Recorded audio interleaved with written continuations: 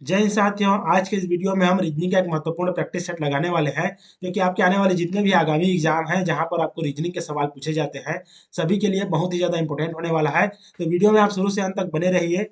और अगर वीडियो आपको पसंद आता है दोस्तों, तो इसे ज़्यादा से ज़्यादा लाइक करेंगे, शेयर करेंगे और चैनल को ज़्यादा से ज़्यादा सब्सक्राइब करेंगे। चलिए स्टार्ट करते हैं। पहला क्वेश्चन यहाँ पर दिया गया है आपको कि उस आकृति का चयन कीजिए जो नीचे दिए गए आकृति श्रृंखला में प्रश्न चिन्ह को प्रतिस्थापित करेगी। ठीक है, यहाँ पे आपको चार ऑप्शन दिए गए हैं। आपको बताना है कि इस क्वेश्चन वाले मार्क वाली जगह पे कौन सी आकृति यहाँ पे सही होगा।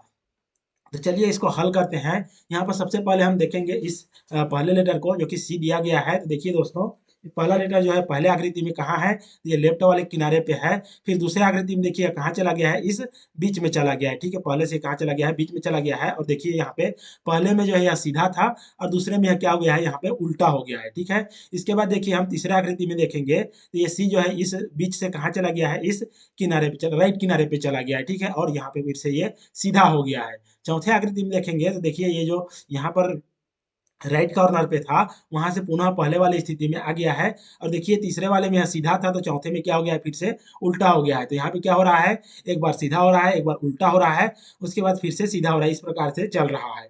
तो पांचवें वाले आकृति में क्या हो जाएगा, देखिए ये पहले इसके चौथे में जो है पहले वाले स्थिति में है, तो क्या बोलते हैं पांचवें में कहा जाएगा, फिर से इस सेंटर में आ जाएगा। ठीक है, और चौथे वाले में देखिए यह उल्टा है, तो क्या बोलते हैं पांचवें आकृति में क्या हो जाएगा, फिर से ये सीधा हो जाएगा। तो इस प्रकार से जो है पांचवें आकृति में सी जो है सेंटर में होगा और सीधा होगा। तो देखिए कौन-कौन से ऑप्शन में ऐसा दिया गया है। तो देखिए दोस्तों, जो बी ऑप्शन को देखिए यहाँ पे सी को जो है उल्टा दिया गया है, तो ये आपका आंसर नहीं हो सकता। यहाँ पर ऑप्शन नंबर डी में भी सी को उल्टा दिया गया है, तो ये भी आपका आंसर नहीं हो सकता। यहाँ पर केवल दो ऑप्शन बचते हैं, इन्हीं में से कोई एक आपका आंसर होने वाला है। चलिए नेक्स्ट लेटर को देखते हैं। यहाँ पर जेड को देखिए दोस्तों, जेड जो है देखिए पहले वाले आकृति में कहाँ है, लेफ्ट वाले कॉर्नर पे दिया गया है, जो कि दूसरे आकृति में कहाँ चला गया है, यहाँ से देखिए बीच में चला गया है। ठीक है, उसके बाद तीसरे आकृति में देखिए ये बीच से कहाँ गया है, ये राइट वाले किनारे पे आ गया है। ठीक है, उसके बाद चौथे आकृति में देखिए यह पुनः कहाँ गया है, पहले वाले स्थिति में आ गया है। तो पांचवें आकृति में कहाँ चला जाएगा, फिर से देखिए चौथे में ये वाला स्थिति है, तो पांचवें में पुनः ये वाला स्थिति हो जाएगा दूसरे वाला। तो यह कहाँ चला जाएगा, इस सेंटर में आ जाएगा। ठीक है, तो जेड जो है इस सेंटर में आ जाएगा। तो देखिए कौन से ऑप्शन में जेड को सेंटर में दिया गया है, तो देखिए ऑप्शन नंबर ए इसका जो है सही आंसर है, जिसमें जेड को जो है सेंटर में दिया गया है। सी को क्या बोलते हैं, जिस सी को जो है इस बीच में दिया गया है और सीधा दिया गया है। तो यही आपका परफेक्ट आंसर हो जाएगा। उम्मीद करता हूँ वीडियो आपको अच्छा लगा, क्या बोलते हैं, समझ में आ रहा होगा। अगर वीडियो आपको समझ में आ रहा है दोस्तों, तो प्लीज चैनल को ज़्यादा से ज़्यादा सब्सक्राइब करेंगे। चलिए नेक्स्ट क्वेश्चन की ओर बढ़ते हैं। यहाँ पे अगला क्वेश्चन आपको दिया गया है, एक ही पासे की दो अलग अलग स्थितियां आपको दर्शाई गई है, जिसमें जो है ए से लेकर के एफ तक के लेटर दर्शाए गए हैं। आपको यहाँ पे बताना है कि बी दर्शाने वाला जो फलक है उसके विपरीत फलक पर कौन सा अक्षर होगा। तो देखिए दोस्तों, जब इस प्रकार से आपको पासा का क्वेश्चन पूछा जाता है और इसमें कोई भी दो दो फलक, ठीक है, कोई भी दो फलक जो है आपके कॉमन होते हैं, तो क्या होता है देखिए, जो बचे हुए फलक होते हैं वे एक दूसरे के विपरीत हो जाते हैं।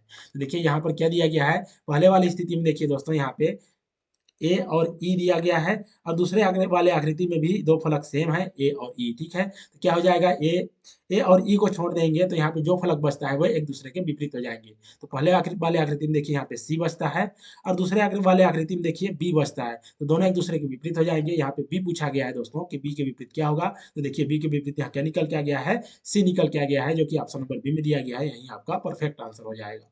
उम्मीद करता हूँ आपको समझ में आया होगा। चलिए नेक्स्ट क्वेश्चन की ओर बढ़ते हैं। यहाँ पे अगला क्वेश्चन आपको दिया गया है कैलेंडर का। ठीक है, यहाँ पे दिया गया है दोस्तों कि 20 फरवरी 2013 को अगर बुधवार था, तो आपको बताना है कि 28 फरवरी 2016 को सप्ताह का कौन सा दिन होने वाला है। तो देखिए दोस्तों, इस प्रकार के क्वेश्चन को कैसे हल करना है, तो देखो सबसे पहले हम इसको लिख लेते हैं। यहाँ पे आपको दिया गया है 20 फरवरी का दिन। ठीक है, 20 फरवरी 2013 को आपको बताया जा रहा है यहाँ पे कि उस दिन बुधवार था। ठीक है, ये हो गया आपका बुधवार। अब आपको यहाँ पे बताना है दोस्तों कि 28 फरवरी, ठीक है, 28 फरवरी 2016 को कौन सा दिन होने वाला है। ठीक है, देखिए दोस्तों, इसको कैसे हल करेंगे। यहाँ पर डेट और मंथ को जो है हम अलग से विषम दिन निकालेंगे, और ईयर का हम अलग से विषम दिन निकालेंगे। देखिए यहाँ पे हमें कहाँ से कहाँ तक जाना है, हमें 20 फरवरी से लेकर के 28 फरवरी तक जाना है। तो जब हम 20 फरवरी से 28 फरवरी जाएंगे तो हमारा दिन कितने दिन निकल के आ जाएगा विषम दिन, यहाँ पे देखिए 8 दिन निकल के आ जाएगा। उसके बाद हम ईयर से देखते हैं, ईयर में हमें कहाँ से कहाँ तक जाना है। ईयर में देखिए हमें 2013 से 2016 तक जाना है। यहाँ कितने ईयर हो गए, यहाँ पे 3 ईयर हो गए। और हम जानते हैं कि अगर कोई ईयर आपका नॉर्मल ईयर है, तो वहाँ पर एक विषम दिन होता है एक साल में, और अगर वह ईयर आपका लीप वर्ष है, तो वहाँ पे 2 विषम दिन होता है।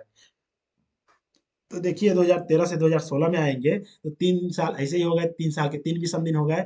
अब यहाँ पे देखते हैं कि कोई आपका लीप ईयर है क्या। तो देखिए जब आप 2016 को 4 से भाग देंगे तो ये पूरा पूरा भाग चला जाएगा। तो जब कोई भी ईयर होता है उसको हम 4 से भाग देते हैं और वो पूरा पूरा भाग चला जाता है तो आपका लीप ईयर होता है, ठीक है।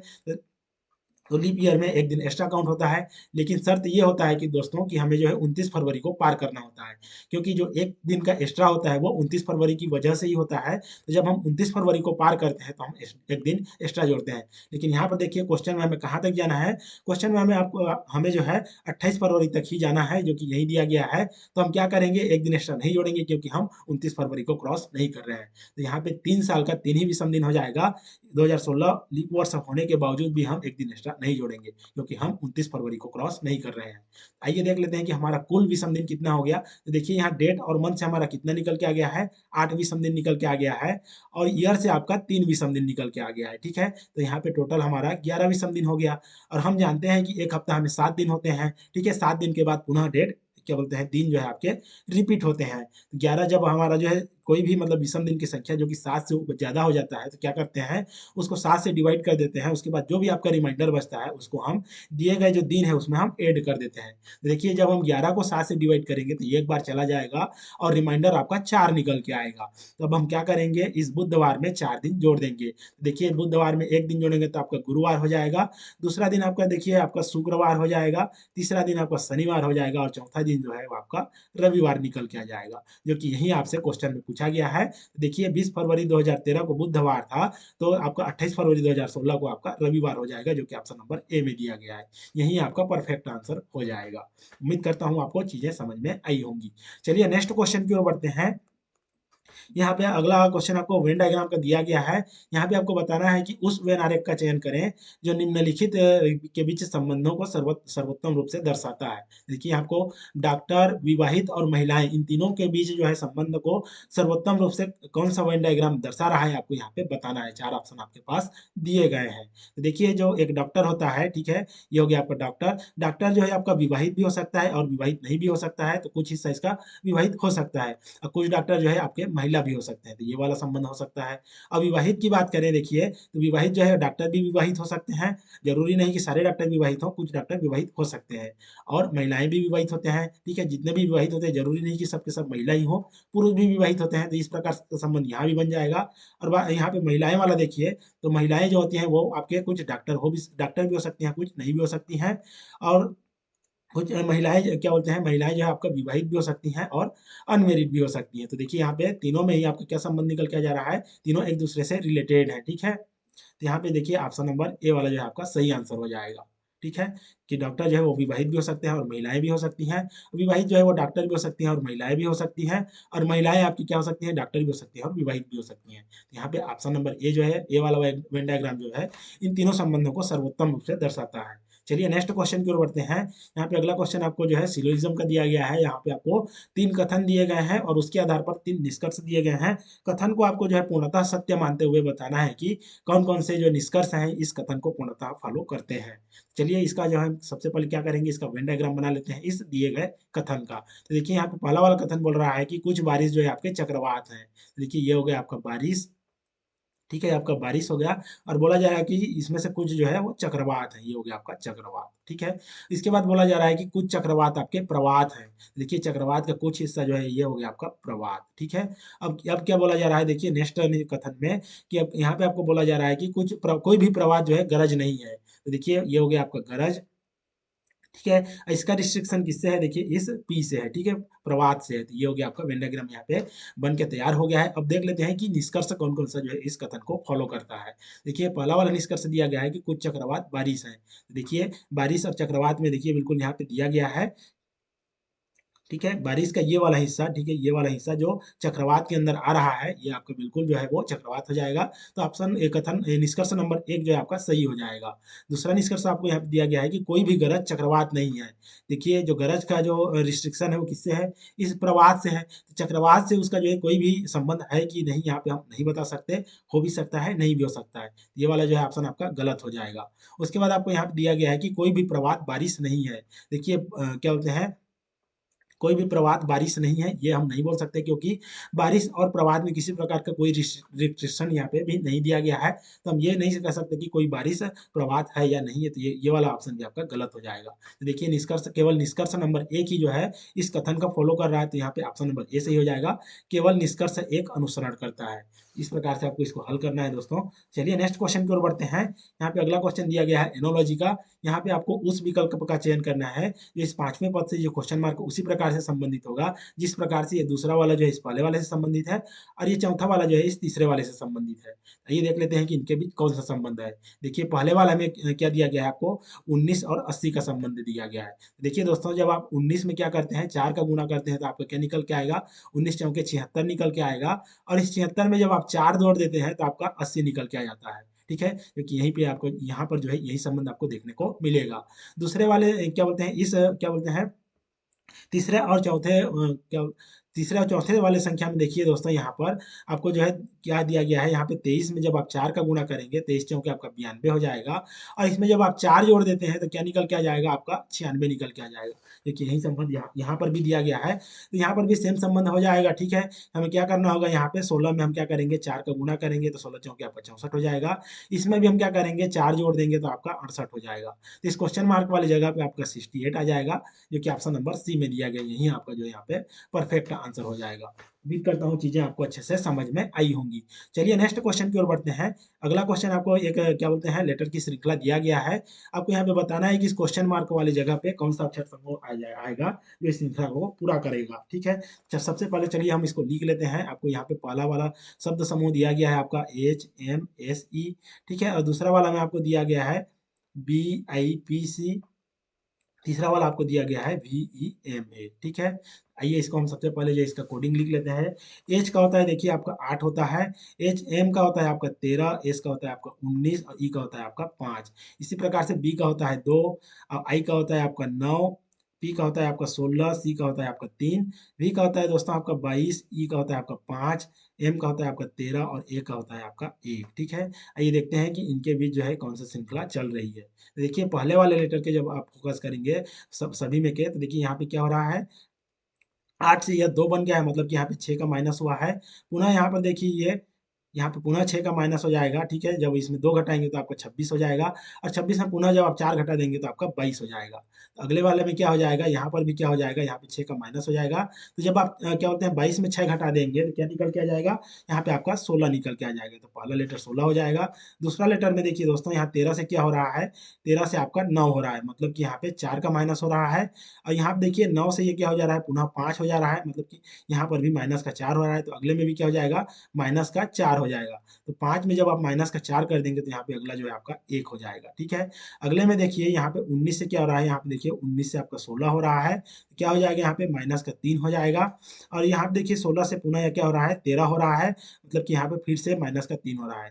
अगले में भी क्या हो जाएगा, माइनस का 3 हो जाएगा। 13 में जब आप माइनस का 3 कर देंगे तो आपका अगला लेटर जो है आपका 10 हो जाएगा। इसी प्रकार से अंतिम वाला लेटर में देखिए क्या क्या हो रहा है, यहाँ पे 5 से 3 हो रहा है, मतलब कि यहाँ पे माइनस का 2 हो रहा है। और 3 से पुनः देखिए ये 1 हो रहा है, मतलब कि यहाँ पर फिर से माइनस का 2 हो रहा है। तो यहाँ पर भी क्या हो जाएगा, माइनस का 2 हो जाएगा। तो 1 में जब आप 2 माइनस का 2 करेंगे तो क्या हो जाएगा, यहाँ पे आपका 1 घटाएंगे तो आपका 26 हो जाएगा, और 1 और घटाएंगे तो आपका 25 हो जाएगा। तो इस प्रकार से आपका लेटर हो जाएगा। ये इसको भी हम क्या करते हैं, लेटर में इसका कोडिंग कर लेते हैं। देखिए 16 का होता है आपका पी, 1 का होता है आपका ए, और क्या होता है 10 होता है आपका जे का, और 25 होता है आपका वाई का। तो नेक्स्ट लेटर आपका क्या क्या होते हैं, शब्द समूह निकल के क्या आ गया है, PAJY हो गया है, जो कि यही आपका जो है इस क्वेश्चन मार्क वाले जगह पे आ जाएगा। ठीक है, यही आपका आंसर है, जो कि ऑप्शन नंबर बी में दिया गया है, यही आपका परफेक्ट आंसर हो जाएगा। चलिए नेक्स्ट क्वेश्चन की ओर बढ़ते हैं। यहाँ पे अगला क्वेश्चन आपको दिया गया है।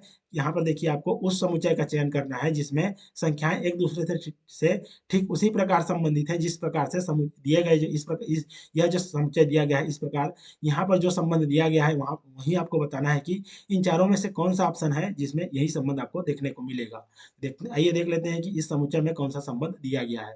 देखिए 4 और 3 से आपको 35 बनाना है। ठीक है, तो देखिए क्या करेंगे, आप 4 और 3 को जोड़ते हैं तो आपका 7 निकल के आता है, और इस 7 में जब आप 5 का गुणा कर देते हैं तो आपका 35 निकल के आ जाएगा।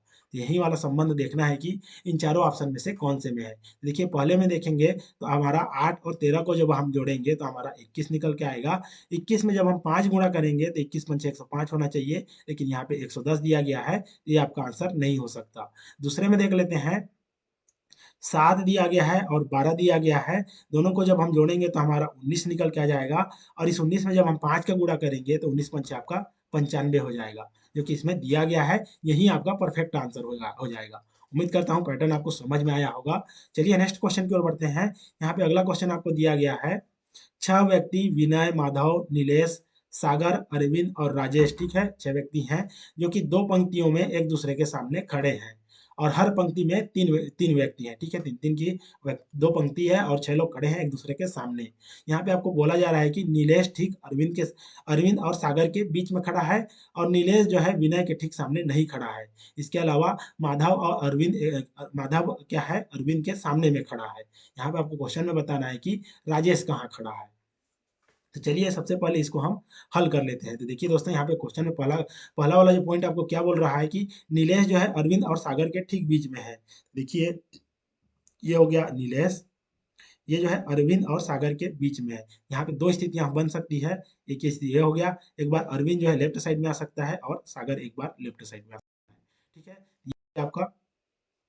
इसके बाद देखिए आगे क्या बोला जा रहा है कि नीलेश जो है विनय के ठीक सामने नहीं खड़ा है। ये नीलेश है तो इसके ठीक सामने विनय नहीं हो सकता, मतलब विनय यहाँ पे नहीं हो सकता, ठीक है, विनय जो है यहाँ पे खड़ा नहीं हो सकता।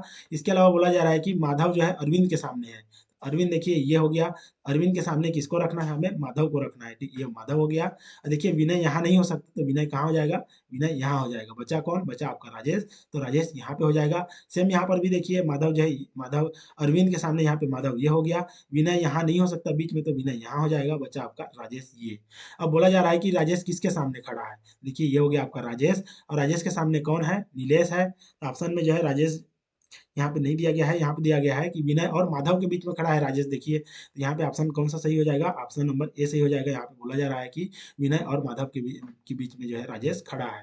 देखिए इस इसमें देखिए यहाँ पे ये हो गया विनय और ये हो गया माधव, दोनों के बीच में यहाँ पे राजेश आ गया, ठीक है। तो उम्मीद करता हूँ चीजें आपको अच्छे से समझ में आई होंगी। चलिए नेक्स्ट क्वेश्चन की ओर बढ़ते हैं, आज की अंतिम क्वेश्चन। यहाँ पर आपको एक मैट्रिक्स दिया गया है, यहाँ पे बताना है कि इस क्वेश्चन मार्क वाले जगह पे कौन सी संख्या आएगी। आइए देख लेते हैं। इस प्रकार के मैट्रिक्स में हम क्या करते हैं दोस्तों, देखिए छोटी छोटी संख्या से हमें बड़ी संख्या की ओर जाना होता है। देखिए हम यहाँ पे क्या करेंगे, हमें 9 और 5 से हमें 43 बनाना होगा। देखिए क्या करते हैं, 9 में जब हम 5 दोनों को गुणा कर देते हैं तो हमारा 9 पंचे 45 निकल के आता है। उसमें जब हम 2 घटा देते हैं तो देखिए आपका 43 निकल के आ जाएगा, जो कि यहाँ पर दिया गया है। इसी प्रकार से देखिए दूसरे वाले में यहाँ पे 7 गुणा 4 करेंगे तो यहाँ पे हमारा 28 निकल के आएगा। वहाँ पर हम जब 2 घटा देंगे तो हमारा 26 निकल के आ जाएगा। सेम यहाँ पे हमें तीसरे वाले क्या होते हैं कॉलम में भी करना है। क्या करेंगे, हम 9 और 7 को गुणा कर देंगे तो देखिए 9 7 आपका 63 निकल के आ जाएगा। जब हम उसमें 2 घटा देंगे तो आपका 61 निकल के आ जाएगा, ठीक है। तो इस क्वेश्चन मार्क वाली जगह पे क्या हो जाएगा, आपका 61 हो जाएगा, जो कि ऑप्शन नंबर सी में दिया गया है। यही आपका परफेक्ट आंसर हो जाएगा। उम्मीद करता हूँ चीजें आपको जो है अच्छे से समझ में आई होंगी। आज के वीडियो में इतना ही दोस्तों। उम्मीद करता हूँ आप जो है सारे क्वेश्चन को अच्छे से सॉल्व कर पाए होंगे।